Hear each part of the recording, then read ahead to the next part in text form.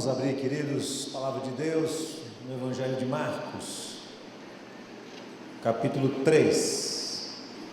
Marcos, no capítulo 3, vamos ler do verso 13 até o verso 19.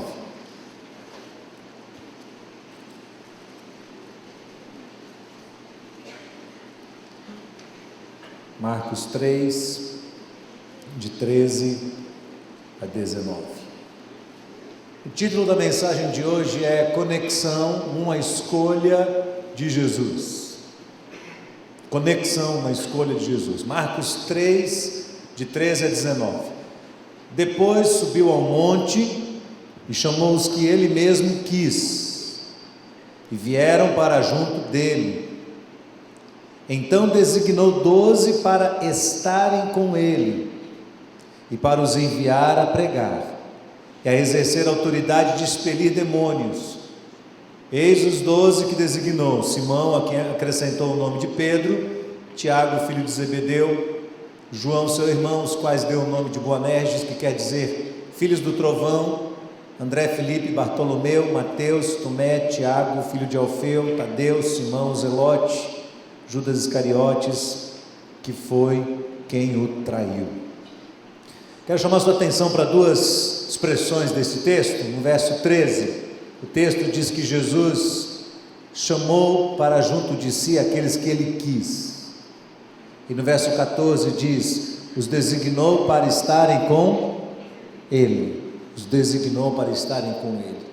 Irmãos, uma novidade para vocês: Jesus não tinha smartphone, ele não tinha Instagram, Jesus não tinha WhatsApp, Jesus não tinha nenhum desses aparatos que hoje nós temos. Ele não tinha internet, estava muito longe de ter, pelo menos quase 2000 anos, mas Jesus estava conectado, conectadíssimo. É muito interessante olhar para este texto, porque o texto diz que ele escolhe esses 12 homens para que estivessem com ele, para que estivessem perto dele, para que pudessem caminhar com ele. Ele escolhe e traz para junto de si.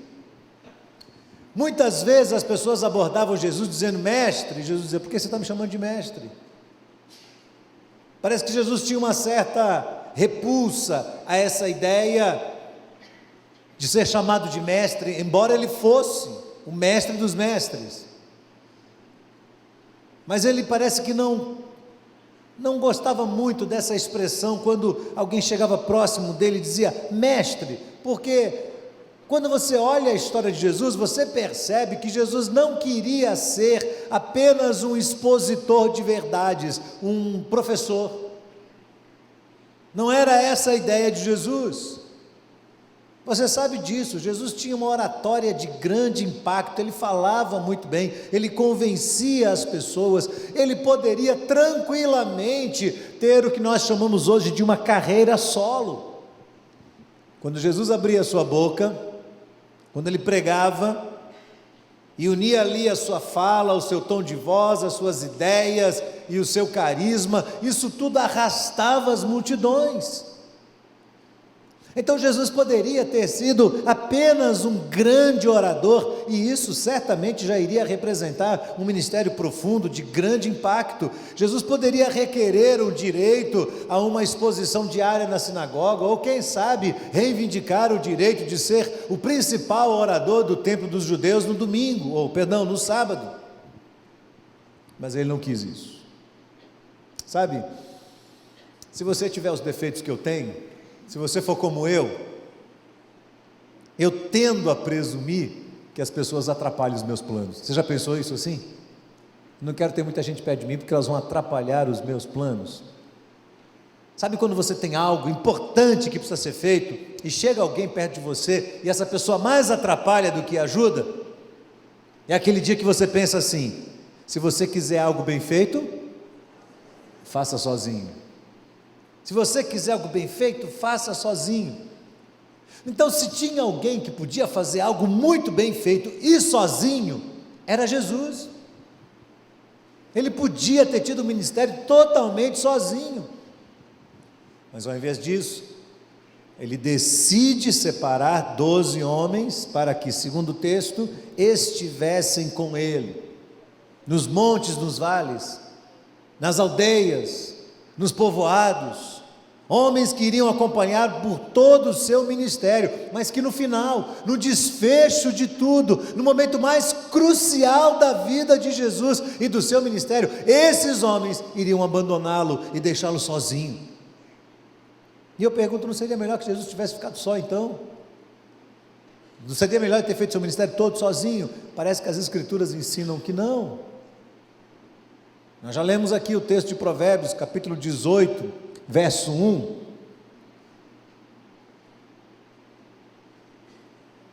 Parece que deu uma confusãozinha lá no Decom, não é? Provérbios, capítulo 18, verso 1 diz: o solitário busca os seus próprios interesses e insurge-se contra a verdadeira sabedoria. Mesmo texto, na Nova Versão Internacional, nos traz uma expressão bastante interessante. Ele diz assim: quem se isola busca interesses egoístas e se rebela contra a insensatez. Quem se isola busca interesses egoístas e se rebela contra a insensatez. Contra a sensatez, perdão. Obrigado. Contra a sensatez. Vamos falar um pouquinho de solidão. A gente tem ouvido muito falar sobre isso. É um tema sociológico, é um tema recorrente, é um tema do qual muito se tem pensado.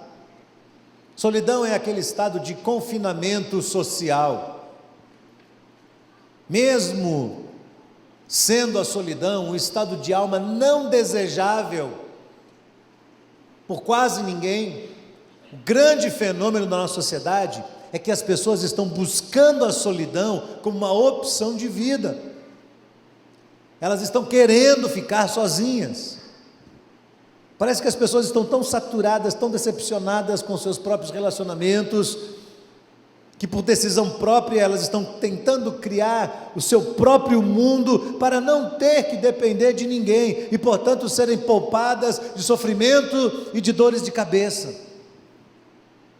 E essa nossa geração, marcada pelo egoísmo, pela competição, pela rivalidade, saturada de sucessivas responsabilidades, de inúmeras exigências, está adoecendo cada vez mais, levando as pessoas a permanecerem trancadas num mundo isolado, criado por elas mesmas, uma espécie de bolha, cuidadosamente configurada com base em interesses pessoais, em preferências pessoais, numa fútil tentativa de se proteger das decepções, dos conflitos, das lutas, dos desconfortos sociais.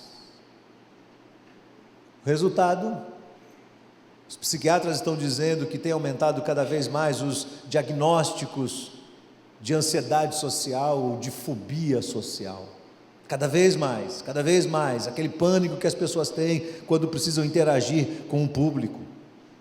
Numa escala superior e mais grave, a síndrome do pânico, gente com medo de gente, gente com medo de gente, gente com medo de gente. Outras doenças vão surgindo aí. Você já ouviu falar da síndrome de Diógenes? Talvez você não tenha ouvido com esse nome, mas você sabe o que é. É aquele estado em que a pessoa se isola, é um estado de isolamento social, um estado de apatia, que vem associado aí a um desleixo extremo e ao acúmulo compulsivo de lixo. São os acumuladores, já ouviu falar? Vão enchendo a casa, enchendo o cômodo todo de coisas que não são utilizadas, de quinquilharias, de lixo. E enquanto eles vão enchendo a casa, o que vai acontecendo com quem vivia na casa? Vai sendo colocado para fora. Outra expressão muito comum é hoarding, ou colecionismo animal. O que é isso? É um transtorno, é um TOC, transtorno obsessivo compulsivo, muito estudado hoje por psiquiatras, e eles falam sobre o perfil dos pacientes. São pessoas que não conseguem tomar decisões racionais, elas têm sérias dificuldades em enfrentar conflitos sociais, ficam muito angustiadas, acima da conta, quando elas estão lidando com situações difíceis de controlar. Então elas se isolam dos seus familiares e começam a encher a casa de gato ou de cachorro. Vão enchendo a casa, vão enchendo. Você já viu reportagens dessas na televisão, não é? E elas tentam derivar dessa relação com os animais o seu valor pessoal ou aumentar o seu senso de utilidade. E você sabe, você já viu reportagens sobre isso, essa pessoa faz mal para todo mundo. Ela faz mal para os animais, porque não consegue cuidar de todos eles, ela faz mal para ela mesma, porque vai ficando mal, à medida que ela está vendo que os cachorros e os gatos também estão passando mal, e ela faz mal para os vizinhos, para a sociedade como um todo. É uma confusão generalizada, mas é uma doença da alma, que isola a pessoa. Muitos outros estudos estão sendo dirigidos também num novo fenômeno social, que são as doenças virtuais, patologias ligadas às mídias sociais ou ao mundo digital. Isolamento virtual tem sido um assunto muito estudado como resultado da fobia social. As pessoas começam aos poucos a polarizar as suas relações dentro das redes sociais. Você já ouviu falar, por exemplo, da depressão do Facebook? É o nome de doença, não é uma frase comum, é o nome de uma doença. A Universidade do Missouri, nos Estados Unidos, lançou um artigo falando sobre esta depressão do Facebook e destacando o fato de que muitos jovens estão entrando em depressão e confinamento. Sabe por quê? Porque eles estão comparando as suas vidas com os compartilhamentos dos membros da sua rede social. E aí você sabe disso, você cria uma imagem e joga na internet. As pessoas, quando vão tirar o selfie, elas sorriem, tiram o selfie e depois ficam bravas de novo.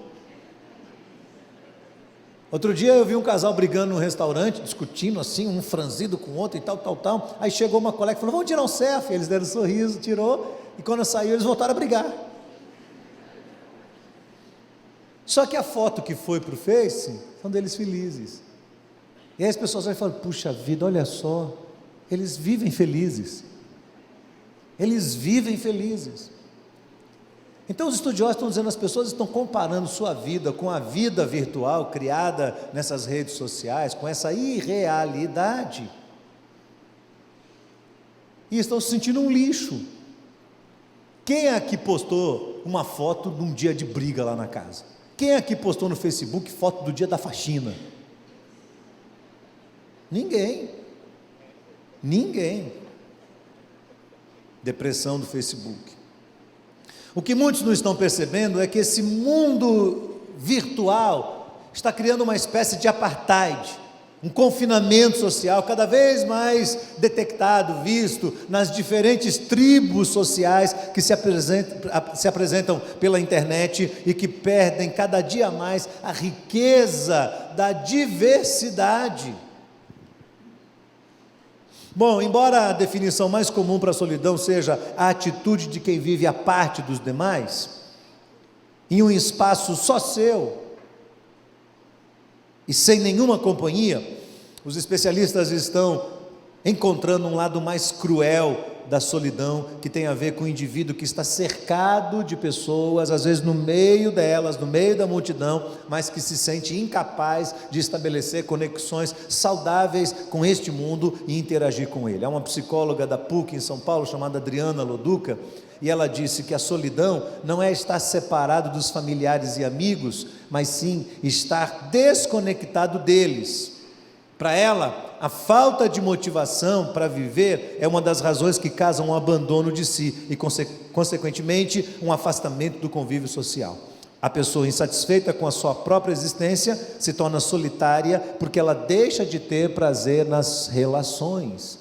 Isso é um problema grave que tem começado dentro das casas. Esses relacionamentos familiares truncados, mal dirigidos ou mal estabelecidos, essas conexões mal estabelecidas dentro de casa, às vezes vão trazendo ao coração da pessoa uma angústia tão grande que ela vai tendo a tendência de se afastar também das pessoas do lado de fora. Muito bem, tudo isso que eu estou falando aqui não é minha área de atuação, existem profissionais da área do comportamento aqui na igreja que podem falar muito melhor sobre isso, mas à luz dessas poucas informações, não é difícil entender, irmãos, o que aconteceu com Elias, lá em 1 Reis capítulo 19, lembra dessa passagem, quando Elias foge e vai para uma caverna?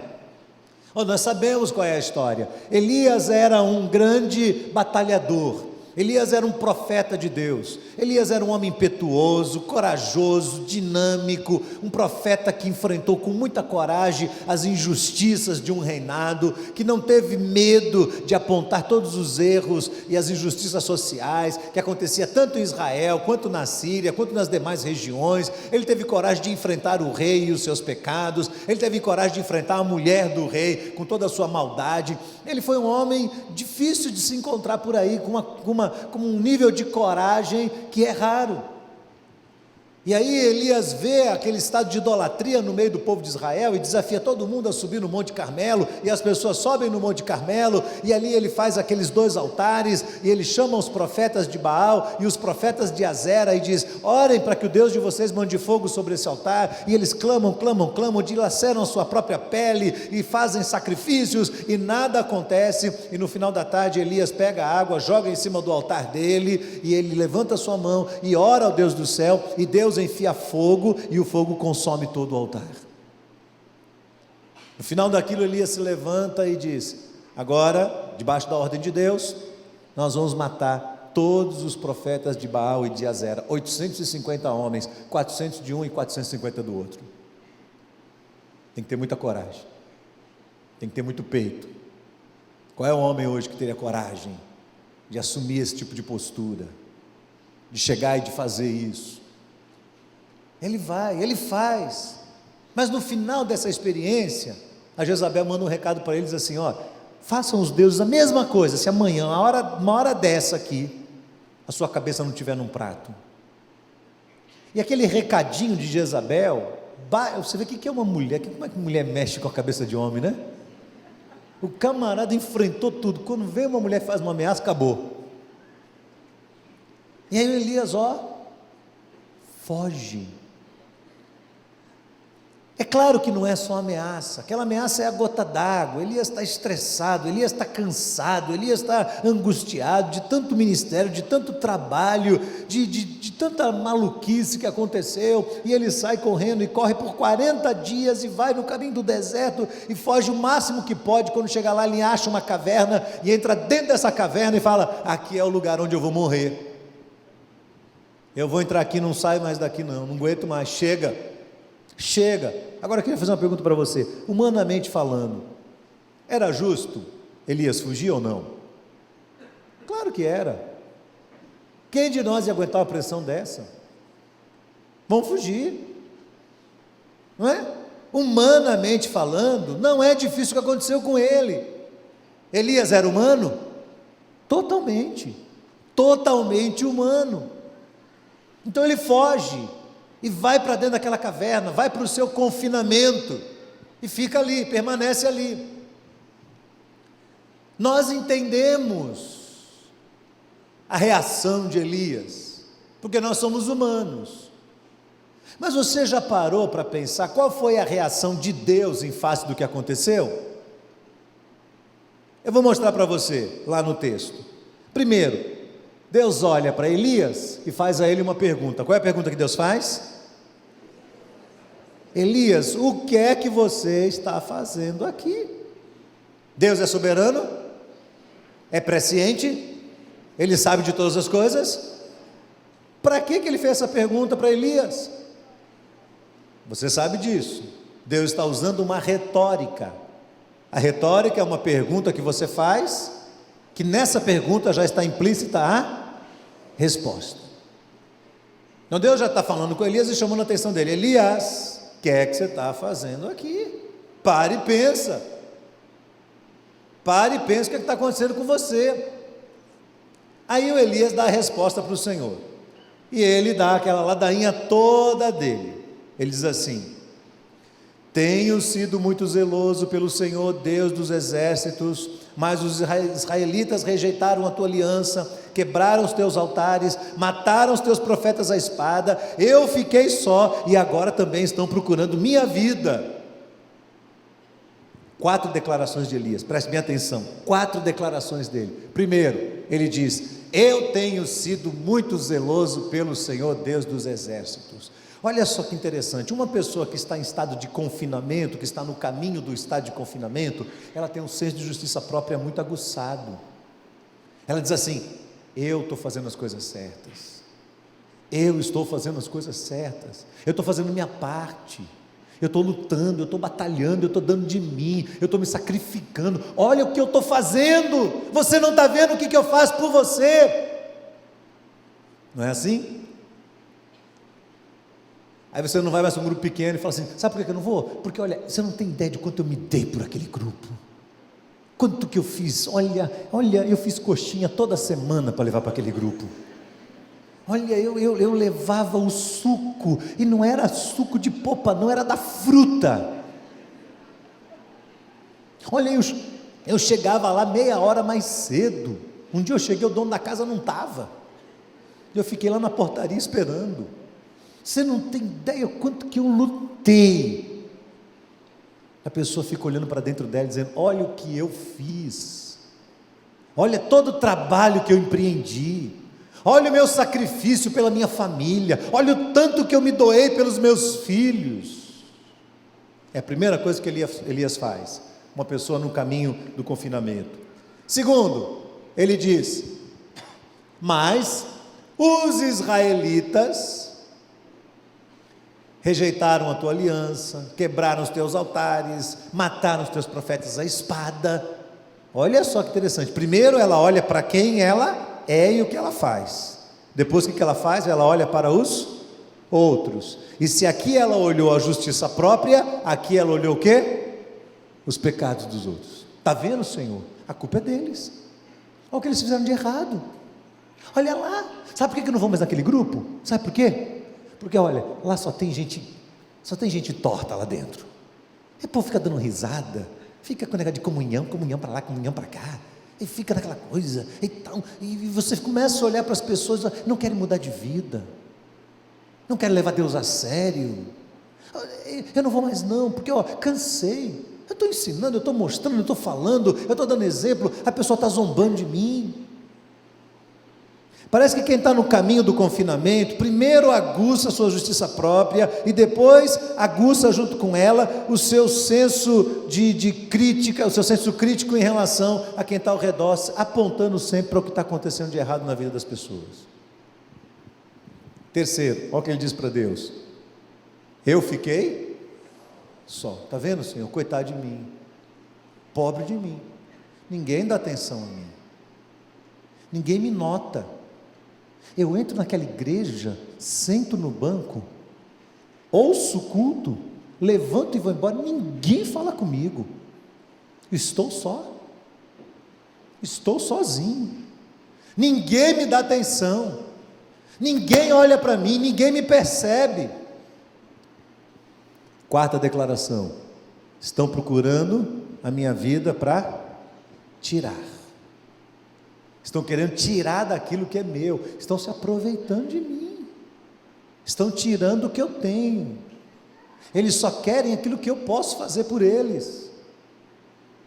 São as 4 declarações, ou as 4 tendências de quem está no estado de confinamento: a justiça própria aguçada, em relação ao que fez de bem, a justiça própria em relação à crítica dada aos outros, aos que os outros fizeram de errado, a tendência de achar que está sozinho o tempo todo, e a tendência de achar que as pessoas só querem se aproveitar e tirar o melhor de você. São 4 tendências dentro de um profeta, de um homem de Deus. Será que Deus, quando ouviu isso do céu, não deveria parar e pensar assim, se Deus é analítico, não é? Eu sou analítico, as pessoas se Elias respondesse isso para mim, eu ia pegar e destrinchar a resposta dele, e aí elaborar meus argumentos para poder combater uma a uma das falsas percepções que ele tinha dentro da própria cabeça dele. Eu ia querer argumentar uma por uma delas, mas Deus não faz isso.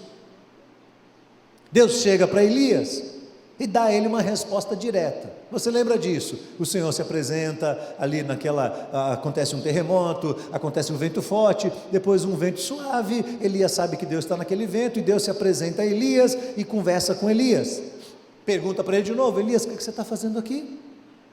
E dá a ele uma ordem, e a ordem de Deus é direta. O Senhor diz: Elias, volta para o deserto de Damasco. Quando você chegar lá, você vai ungir Azael, rei da Síria, você vai ungir Jeú, rei de Jerusalém, de Israel, você vai eleger Eliseu como profeta, para ser um auxiliar seu, para estar no seu lugar. E não se esqueça de uma coisa: lá ainda tem 7.000 pessoas que não dobraram seus joelhos diante de Baal. Em outras perguntas, Elias está sozinho? Não. Elias está com a cabeça cheia de falsas percepções. São mentiras que às vezes nós pregamos para nós mesmos. Será que Deus não foi meio duro com Elias? Será que Deus não deixou de ser solidário com o sofrimento, com a dor do profeta, com esse momento de fraqueza? Não, claro que não. O que Deus sabia é que Elias esteve os últimos anos tão ocupado no seu ministério, com seus desafios, que ele não percebeu o seu confinamento. Elias, de tanto ver gente ruim, não conseguia mais ver quem era bom. De tanto ver coisa errada, não conseguia mais ver aquilo que era feito de correto. De tanto acreditar na sua justiça própria, ele não enxergava mais a justiça dos outros, e o quanto ele precisava dos outros para a concretização do seu trabalho enquanto profeta de Deus. E nesse momento de crise, ele foge. É o ápice de tudo. E ele diz: eu não quero mais saber de ninguém. Eu queria dizer para você que existem muitas pessoas vivendo no meio da igreja como Elias. São pessoas tementes a Deus, pessoas que amam o Senhor, que amam a palavra de Deus, gente boa, pessoas que são batalhadoras, justas, que se esmeram para dar o melhor de si para Deus, que arregaçam as mangas, que não temem ajudar, trabalhar, mas algumas delas estão com algumas mentiras na sua cabeça, que precisam ser identificadas, e elas não estão percebendo, e como consequência disso, elas estão insistindo em permanecer no seu estado de confinamento. Elas já sabem que conviver com as pessoas dá trabalho, elas já sabem que dar atenção às pessoas requer muito de nós, e é necessário desprender muita energia e muita paciência. São pessoas que já se decepcionaram com outras pessoas, são pessoas que ajudaram, que estenderam a mão, que deram de si, que se sacrificaram, mas não foram correspondidas nos seus esforços. Então elas tomaram a decisão de não aprofundar mais a relação com ninguém. Estão adoecidas, estão cansadas, desistiram, ouvem que a Bíblia diz sobre amar as pessoas e cuidar delas, mas elas insistem em viver em franca desobediência a este princípio de Deus. Por quê? Porque elas estão hipervalorizando os sentimentos enganosos do seu próprio coração, estão muito mais dispostas a se satisfazerem no seu próprio desejo enganoso, e acabam tapando os seus ouvidos para aquilo que Deus tem falado com tanta insistência, tem tapado os seus ouvidos à voz de Deus. Elas também estão selecionando pessoas que lhes façam o bem. Eu só quero ficar perto de quem pensa como eu penso, de quem faz o que eu faço, de quem é como eu sou, de alguém que possa me fazer o bem, sem perceber que isso é ilusão, é pura auto-ilusão. Estão ficando cada vez mais sozinhas, e segundo Provérbios 18, verso 1, estão andando na contramão da sabedoria. Pois bem, Jesus podia andar sozinho e não anda. Escolhe esses homens, traz para perto deles. E que bando de gente defeituosa eram os discípulos, que coisa impressionante. Eles variavam aí numa idade, provavelmente entre 20 a 30 anos, a maioria deles, tudo sem cabeça, homens defeituosos, um pior do que o outro. Um dos discípulos era mesquinho, outro era incrédulo, outro era falastrão, tempestivo, falava demais, andava com a espada querendo dar um de valentão, cortando a orelha dos outros. Outro era desconfiado, outro era meticuloso e travado. Conhece gente assim? Planeja tanto que é travada. Fala, ei, bora caminhar. Não, vamos calcular primeiro. Cada um deles tinha uma característica diferente do outro, tiveram muitos choques entre eles, tiveram muitos problemas entre eles, com toda certeza. No meio deles, pelo menos um era ladrão, e não ia medir esforços para trair Jesus e ganhar dinheiro com a captura de Jesus. Mesmo assim, mesmo com todas as deficiências, Jesus toma a decisão de trazer esses homens para andar perto deles, se conectar com eles, e esta decisão de Jesus seria coroada pela diversidade. Jesus recusa a carreira solo. Ele não insiste que permanecer no meio de tanta gente ineficiente iria comprometer o andamento do seu projeto. Ao contrário, ele faz daqueles homens parte do integrante deste projeto de vida, e justamente por isso ele causa um impacto na vida deles, ele transforma a vida deles de maneira revolucionária, e eles se tornam grandes homens neste mundo, desde os primórdios até hoje. Aqueles homens que talvez não servissem para nada, hoje são homens admirados e respeitados por todos nós. Jesus incrivelmente restaurou a história deles e fez com que eles saíssem daquele estado pessoal de fraqueza e se tornassem grandes e poderosos instrumentos de Deus sobre a face da terra. Como é que Jesus fez isso? A resposta está em João capítulo 13, verso 1. Tendo Jesus amado seus discípulos, amou-os até o fim. É a partir dessa redundância que Jesus completa a sua obra na vida desses homens. Tendo amado, amou até o fim. Tendo amado, amou até o fim. E aí você é designado para ir para um grupo pequeno. No primeiro encontro você chega lá e conhece as pessoas, e você volta para cá e diz: nossa, estou num grupo incrível, gente maravilhosa. Rapaz, olha, estou muito contente, são meus amigos novos. Na semana seguinte você vai, e um deles está meio ruim, não está muito bom, e aí tem um probleminha lá, aí você já volta meio assim. No terceiro encontro, a coisa vira para o seu lado. Você quer saber? Não vou mais não. Jesus poderia ter feito isso nos primeiros encontros com esses homens, mas tendo amado esses homens, amou-os até o fim. Tendo amado esses homens, amou-os até o fim. Estou aqui me perguntando, meus irmãos queridos, que argumentos a mais eu deveria usar para insistir com todos os membros aqui da igreja para que estivessem sendo cuidados dentro de um grupo, para que estivessem participando de um grupo de comunhão, de um grupo familiar, os jovens num GA, os adolescentes numa rede, outros grupos afins que estão se encontrando, os ímpares formando grupos, os preciosos formando grupos. Que argumentos mais eu poderia usar para isso? Que contestação alguém aqui poderia trazer para mim aos argumentos desta mensagem de hoje, na tentativa de frustrá-la? E claro, consequentemente, fazer crescer o fantasma da solidão sobre a sua própria cabeça. Que argumentos! O cristianismo é uma religião comunitária, por isso os cristãos são chamados de corpo de Cristo. Corpo de Cristo, somos parte de uma comunidade, nós somos salvos individualmente, mas quem nos salvou também nos convocou a viver em unidade cristã, a viver no meio da comunidade. Jesus disse: nisso conhecerão todos que sois meus discípulos, se tiverdes amor uns para com os outros. Você acha fácil amar as pessoas? Sim ou não? Seja sincero. Não? Não. Você acha fácil amar você mesmo? As pessoas amarem você? Claro que não. Claro que não. Nós estamos todos no mesmo nível, estamos nivelados aqui quanto a essa questão.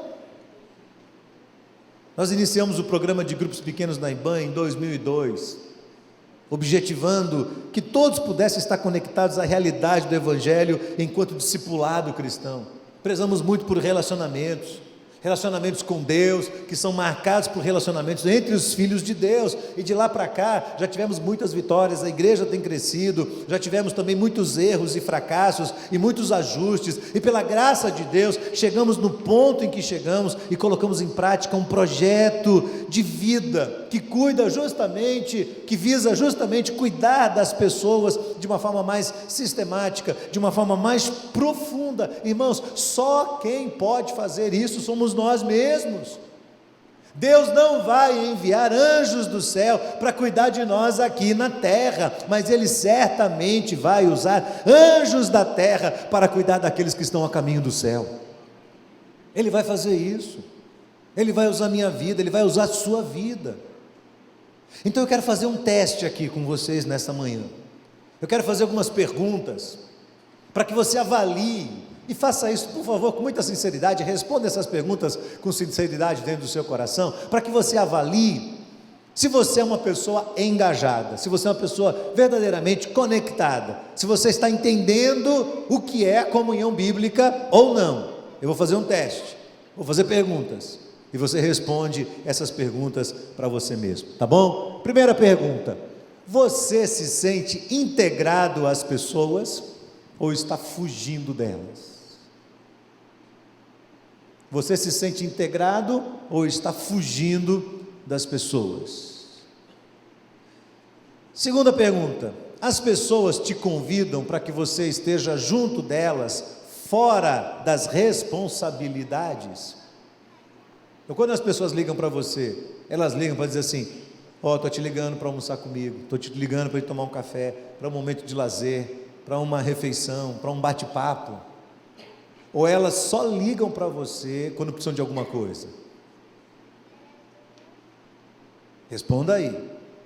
Terceira pergunta: você costuma visitar pessoas que estão vivendo em momentos difíceis? Você tem dado uma parcela do seu tempo, de forma intencional, para cuidar de outras pessoas, de gente carente? Você toma essa iniciativa? Ou você é daquelas pessoas que fica achando que todo mundo tem que te ligar, mas você nunca pega o seu telefone e liga para alguém? Quarta pergunta: você recebe bem as pessoas na sua casa, mesmo que isso lhe traga algum inconveniente? Você se considera uma pessoa hospitaleira? Eu queria dizer para você que, segundo Hebreus capítulo 13, verso 2, ser hospitaleiro é mandamento de Deus. Tem gente que você fala assim: eu vou na sua casa. Não, pelo amor de Deus, lá em casa não. O sofá está rasgado, a parede está arranhada pelas crianças, o cachorro fez xixi na sala, e fica uma agonia tremenda. Você enche de desculpa para ninguém ir para a sua casa, ninguém pode ir lá, é o seu gueto, é o seu mundo. Você é assim? Tem pessoas que gostam de receber, tem prazer de abrir suas casas e receber. Tem gente que gosta de fazer isso, e tem gente que não gosta. E se você não gosta, você precisa trabalhar isso no seu coração, porque você não está plantando novos amigos, relacionamentos. Quinto: você liga para as pessoas apenas para dar uma palavra de encorajamento e dizer o quanto elas são importantes para você? Pegar seu telefone ali, ligar e dizer assim: olha, lembrei de você hoje, só estou ligando, só estou passando aqui, vou mandar um recado, mandar uma gravação, só para dizer para você que você é uma pessoa muito querida, eu amo você, é uma bênção ter você por perto. Você faz isso de vez em quando? Ou você nunca faz isso com ninguém? Sexta pergunta: existem pessoas que são importantes para você? Pessoas das quais você precisa delas? Existem pessoas de quem você sente falta? Ou você se basta sozinho? Sabe um fenômeno que eu percebo às vezes, até no meio da igreja? São casais que se dão muito bem, e eles se bastam. Isso é um cuidado tremendo que eles têm que tomar, porque às vezes um é amigo do outro, o outro amigo desse, e eles só têm os dois, e eles não permitem que outras pessoas entrem no meio desse relacionamento e façam parte desta convivência, desta comunhão. Você é uma pessoa que se basta, não precisa de ninguém, não anda perto de ninguém? 7ª pergunta: existem pessoas que têm liberdade, essa é difícil, hein?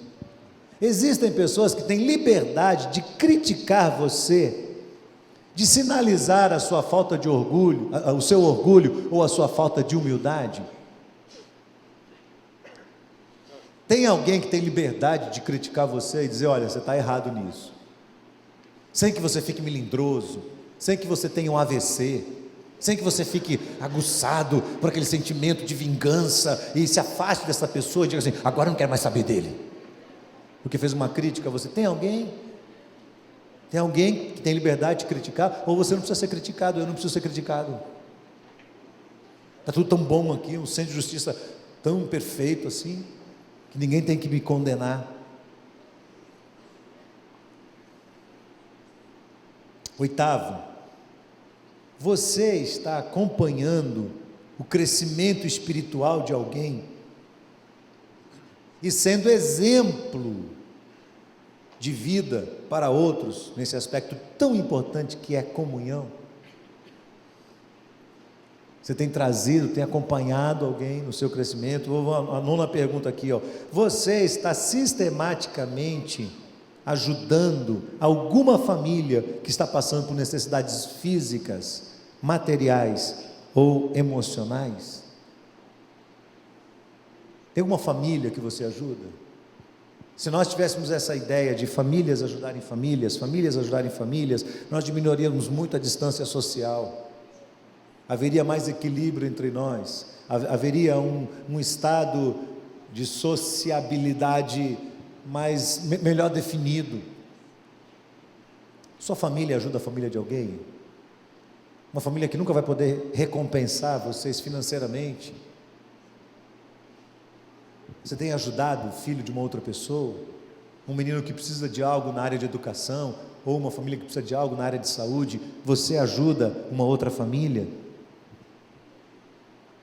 10ª pergunta: você presta contas da sua vida para alguém?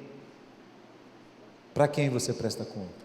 Ou você se protege o tempo todo para que ninguém conheça você em profundidade? É fácil responder essas perguntas, irmãos? Não é. Elas são desconfortáveis? São. Elas são. No final do primeiro culto de hoje, o irmão chegou para mim e falou assim: pastor, por favor, mande essas 10 perguntas pelo aprisco, para que todos nós possamos pensar melhor sobre elas. Eu gostei, vou mandar essa semana. Quer receber? Vamos pensar sobre elas, vamos pensar sobre essas perguntas, porque, irmãos, o cristianismo é a religião da cruz, o cristianismo é a religião do Cristo, e o Cristo morre numa cruz, e essa cruz pressupõe uma relação vertical, mas também uma relação horizontal. Não dá para ser cristão e extrair a cruz, não dá para ser cristão e viver isolado. Somos parte de um corpo, e neste corpo Deus insere quem Ele quer. Ele coloca as pessoas mais diferentes possível de nós no nosso caminho, para nos confrontar, para diminuir o nosso eu, para nos humilhar, mas também para nos enriquecer, para abrir a nossa cabeça, para nos tornar mais sensíveis e mais inteligentes. Pessoas que se polarizam se tornam tolas, se tornam insensatas. Por isso peça a Deus: Deus, eu quero aprender isso, eu quero confrontar meu coração. Eu queria que você saísse daqui profundamente incomodado com tudo que ouviu, que a palavra de Deus possa penetrar dentro de nós e gerar algumas mudanças no nosso pensamento. Amém, irmãos? Nós vamos cantar o último cântico, e este cântico, eu li o texto aqui no início desse culto, Atos 2, de 42 a 47, a multidão dos que creram, era uma só alma, o povo vivia em conjunto, vivia em amor, havia cuidado de uns com os outros, vendiam os seus bens e propriedades, dividiam entre aqueles que tinham necessidade, que tinham carência, estavam ali entre eles, e ali Deus manifestava o seu poder, o povo caía na graça de todo o povo, e dia a dia o Senhor ia acrescentando naquele lugar os que iam sendo salvos. Então há uma música muito bonita chamada Unidade e Diversidade, que nós vamos cantar neste momento. Eu queria relembrar para você a relevância de um pequeno grupo para o pastoreio aprofundado de vida, para que ninguém fique só, para que a gente não peque contra este mandamento da palavra de Deus. Nós temos alguns grupos que estão aqui hoje, estão sentados juntos. Queria pedir que os grupos que estão juntos ficassem de pé, por favor. Cadê os grupos pequenos? E tem um amarelinho aqui, tem um azulão ali, tem um azul médio lá, tem isso aí, o que? É preto? Cor de burro quando foge, né? Isso. Quem mais está em grupo pequeno fica de pé, mesmo que esteja sem o seu grupo. Isso, exatamente. É muito bom. É bom viver em grupo, irmãos? É bom viver em família? É bom. É difícil viver em família?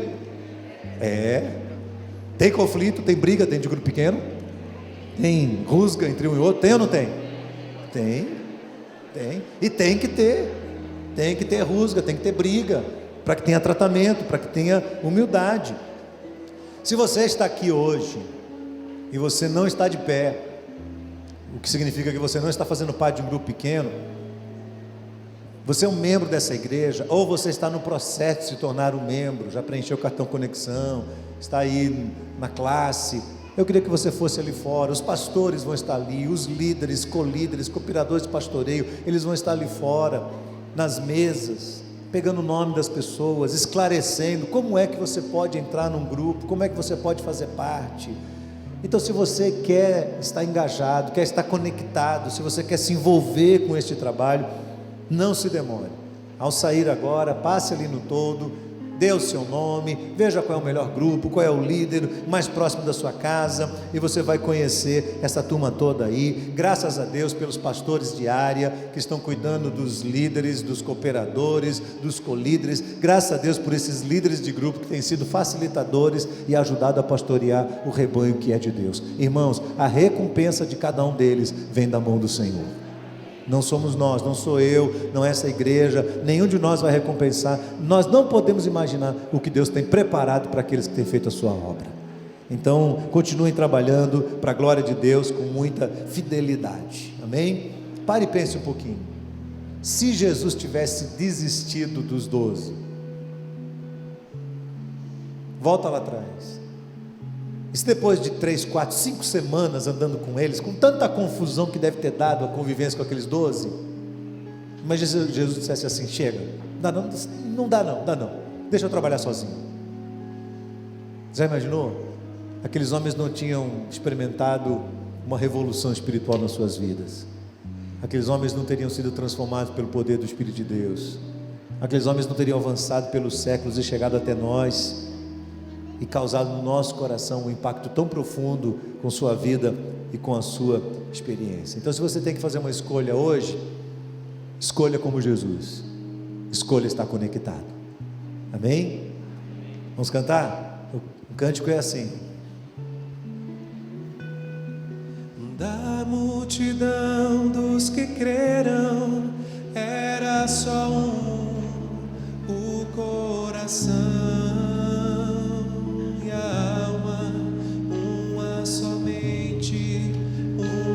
semente,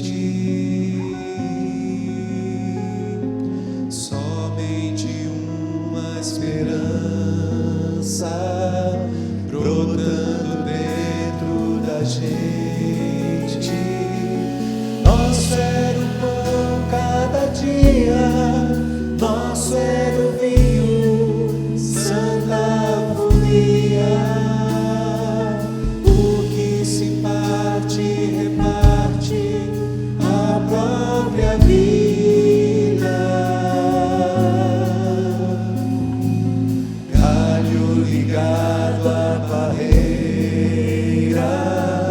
Vida em comum verdadeira.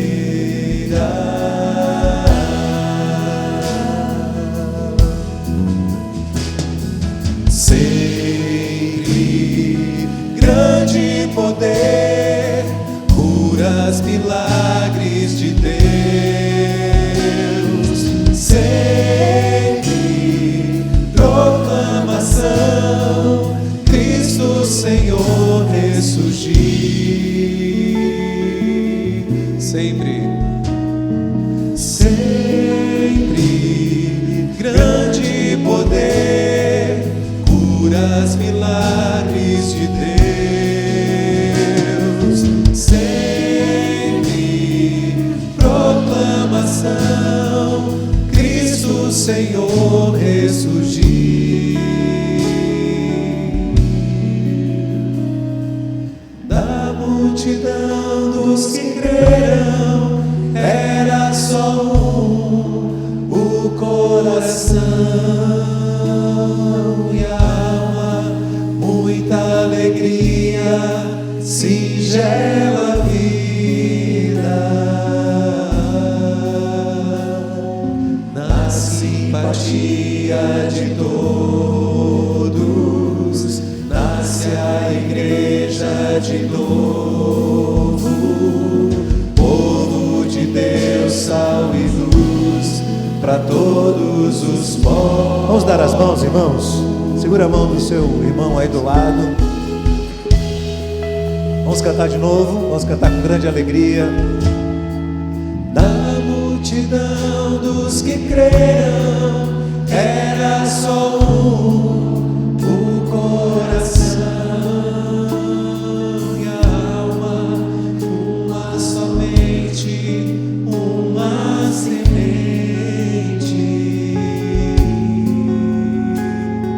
somente uma esperança brotando dentro da gente. Nosso era o pão cada dia, nosso era o vinho, santa folia, o que se parte, reparte a própria vida. Galho ligado à parreira, vida em comum verdadeira.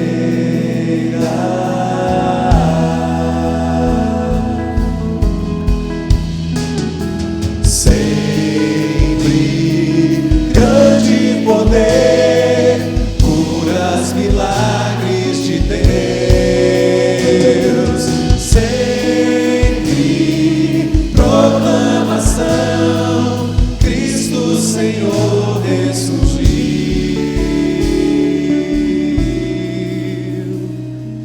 Da multidão dos que creram, era só o coração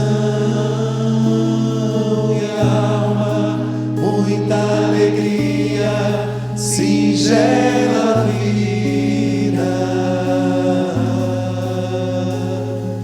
na simpatia de todos, nasce a igreja de novo, povo de Deus, sal e luz para todos os povos.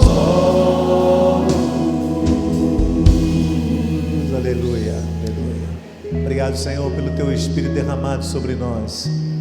Obrigado, Senhor, porque o Senhor coroa a unidade no meio do teu povo, com bênção, com poder do céu, com autoridade de testemunhar no meio do povo, no meio daqueles que não conhecem ao Senhor.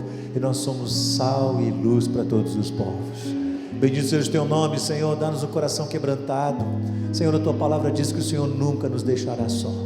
A tua palavra diz que o Senhor sempre está conosco, Senhor. E o Senhor não está conosco apenas misticamente, embora o esteja também, mas o Senhor está conosco também no meio do teu povo. O Senhor nos ajuda no meio daqueles que são imperfeitos, mas foram também lavados por Jesus. Abençoa, Senhor, a nossa convivência enquanto igreja, a unidade cristã entre nós, o pastoreio mútuo, o cuidado de uns pelos outros, que não seja um mero discurso frio, mas seja uma realidade presente do Teu Espírito Santo sobre as nossas vidas e a nossa igreja, Senhor.